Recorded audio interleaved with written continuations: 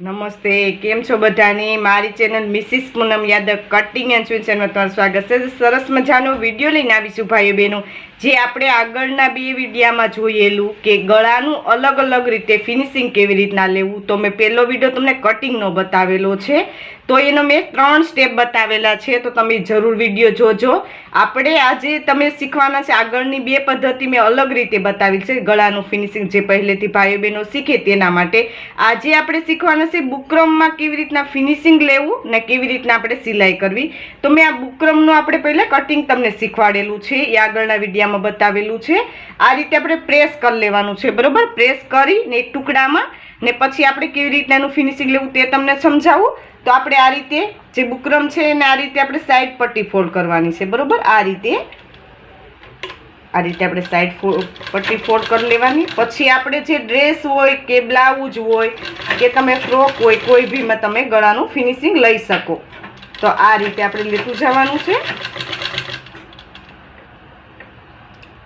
આ રીતે તમને જે રીતના પદ્ધતિ બતાવું છું તે રીતે તમારે પટ્ટીને ફોલ્ડ કરતી જવાની છે. આ રીતે આપણે બુકરમમાં ફરતી પટ્ટી ફોલ્ડ કરવાની છે, તો ફરતી પટ્ટી ફોલ્ડ કરી લઉં છું. આ રીતે આપણે એક ટુકડો લીધો, બરાબર? એમાં ફિનિશિંગ આપણે લેતા શીખવાનું છે. તમારે એમ માનવાનું છે કે ડ્રેસ છે કે બ્લાઉઝ છે કે આપણે કોઈ ફ્રોક છે, બરાબર, કે ટોપ છે, તો એને આપણે ફક્ત આપણે જે ફિનિશિંગ લઉં ને ગળાનું એના ઉપર ધ્યાન દેવાનું છે. કટિંગ આપણે જે કરેલું હોય તેના ઉપર. પહેલાં આપણે બુકરમમાં જ્યારે ગળાનું ફિનિશિંગ લે ત્યારે કટિંગ નથી કરવાનું. તમારે જે વચ્ચે મધ્ય હોય ને ત્યાં માર્કિંગ કરી લેવાનું છે, આ રીતે. ને આ રીતે આપણે બુકરમમાં પણ માર્કિંગ મધ્ય કરીને કરવાનું છે, બરાબર? તમે આ રીતે પણ માર્કિંગ કરી શકો, આ રીતે તમે રાખીને આ રીતે પણ કરી શકો, બરાબર? હવે કેવી રીતના સિલાઈ લેવી તે તમને સમજાવી દઉં. કે આપણે જે મધ્યનું માર્કિંગ કરેલું છે ને તેની વચ્ચે એક સિલાઈ લેવાની છે, આ રીતે પહેલાં સીધી આપણે સિલાઈ લઈ લઈએ. મેઇન આપણા પોઈન્ટ ઉપર આપણે સિલાઈ લઈને આપણે સિલાઈની મજબૂતાઈ વધી જાય, એટલે આપણું કાપડ ખસે નહીં, બરાબર? આ રીતે પછી આપણે કેવી રીતના કરવું તે તમને સમજાવું હું, કેવી રીતના ફિનિશિંગ લેવું એ. આ રીતે હવે આપણે વચ્ચે સિલાઈ લઈ લીધી, બરાબર? હવે આપણે જે બુકરમ છે ને તેની ઉપર આપણે સિલાઈ આ રીતે લેતી જવાની છે. આ રીતે જે રીતના હું બતાવું તે રીતે તમારે સિલાઈ લેવાની છે. આ રીતે આપણે ફક્ત બુકરમ છે તેના ઉપર સિલાઈ લેતી જવાની છે, જે રીતના હું બતાવું છું તે રીતે. આ રીતે, બરોબર?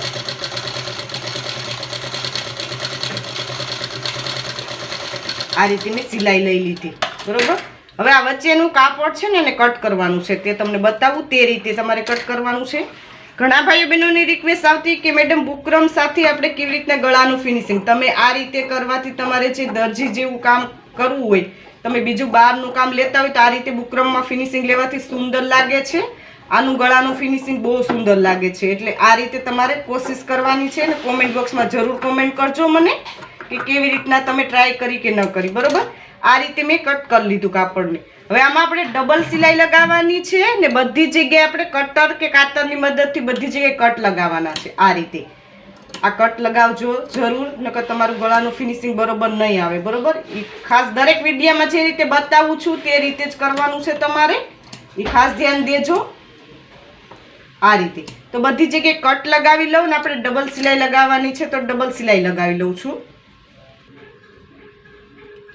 આ રીતે મેં ડબલ સિલાઈ લગાવી, તમે જોઈ શકો છો. આ રીતે આપણે કટરની મદદથી બધી જગ્યાએ કટ લગાવી લીધા. હવે જે આપણે પટ્ટી છે ને અંદરની સાઈડ ફોલ્ડ કરવાની છે, આ રીતે. આમાં આપણે ધારની છે, આમાં તમે પ્રેસ પણ કરી શકો. તમારે ધારની સિલાઈ ન લગાવી હોય તો તમે પ્રેસ કરીને સુંદર મજાનું ગળાનું ફિનિશિંગ લઈ શકો છો. તમે જોઈ શકો છો એકદમ ગોલાઈવાળું આપણું ગળું બનીને તૈયાર થઈ ગયું છે.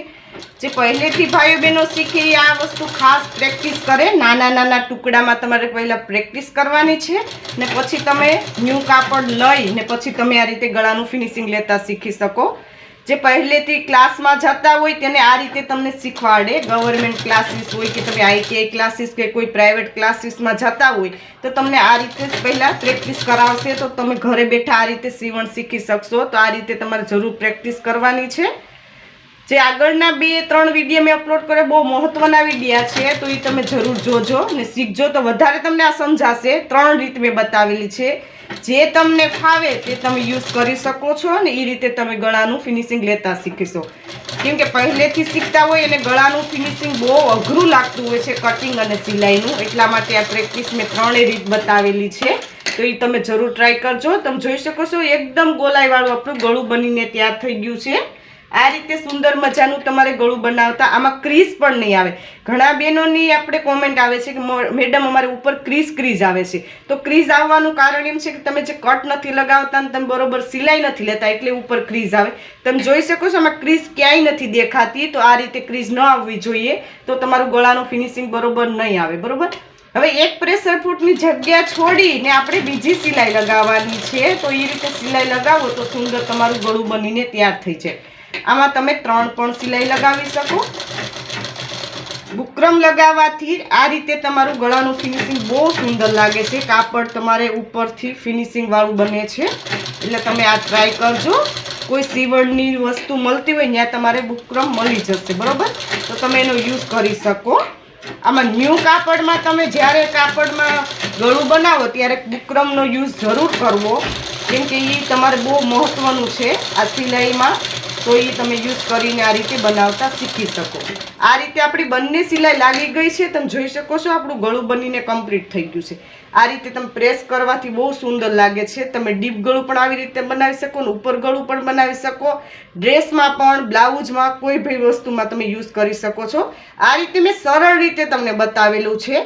આ રીતે તમારે અવનવા ફરમાં મગાવવા હોય, કટોરીવાળા છે, ટક્સવાળા છે, પ્રિન્સેસ, તો મેં નીચે વોટ્સઅપ નંબર આપેલા છે, તેમાં કોલ કરીને તમે મગાવી શકો છો. ને હજી સુધી અમારી ચેનલને સબસ્ક્રાઈબ ન કરો તો સબસ્ક્રાઈબ કરી લેજો, નોટિફિકેશન બેલ પર ઓલ કરજો, વિડીયો લાઇક કરજો, કોમેન્ટ જરૂર કોમેન્ટ કરજો ભાઈ બહેન કે વિડીયો તમને કેવો લાગ્યો. આ વિડીયો જો ખૂબ ખૂબ ધન્યવાદ.